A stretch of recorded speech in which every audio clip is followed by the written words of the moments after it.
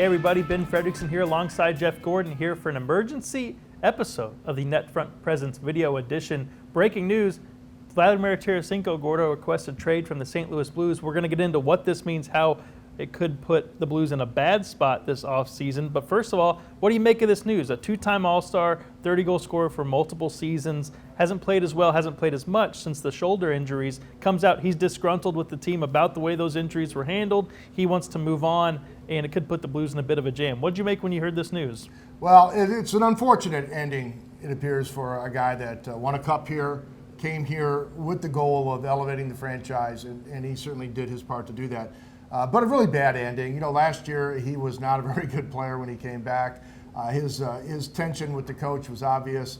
The Chief had all kinds of issues with number 91. And, you know, and once the word got out that they were shopping Tarasenko this summer, it's pretty obvious they're going to have to trade him because this was going to be a distraction. He's a powder on a good day. He's moody. If he's carrying around the price tag on his helmet as he's going through practice or a game, that's not going to work well. So it was getting pretty obvious it was time to make a change. But Ben-Fred, good luck at making a trade for a guy with multiple shoulder injuries, a $7.5 million cap hit, and a reputation for being a powder. This is a player who, for a lot of fans, he is kind of maybe the player that drew them into the Blues. So I think for a lot of people this is maybe shocking, but for those who've kind of followed the blow-by-blow of how Tarasenko has played, what the team has asked him to do since those shoulder injuries started to affect his play, is this a case of him thinking he can be the player that he once was and the Blues not being so sure? I mean, the Blues are asking him to be a different kind of player, go play in front of the net, be more of an all-around player. And it seems like with some of the frustration he's had, he wants to be the player that he was when he was scoring 30 goals a season.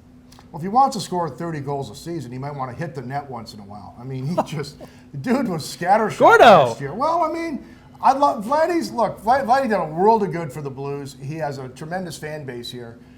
But a lot of this is just on him. I mean, the injuries took a toll, but psychologically, at some point, he had to get back on board and do what the others are doing to push this team forward. It's just, you know, to me, it's just it's a typical sports story, Ben-Fred, but it's still sad when a guy that had a chance to retire a Blue as a hallowed figure in the franchise history, instead, it's going to be an unhappy divorce, and it could be problematic for the Blues to recover from it this year.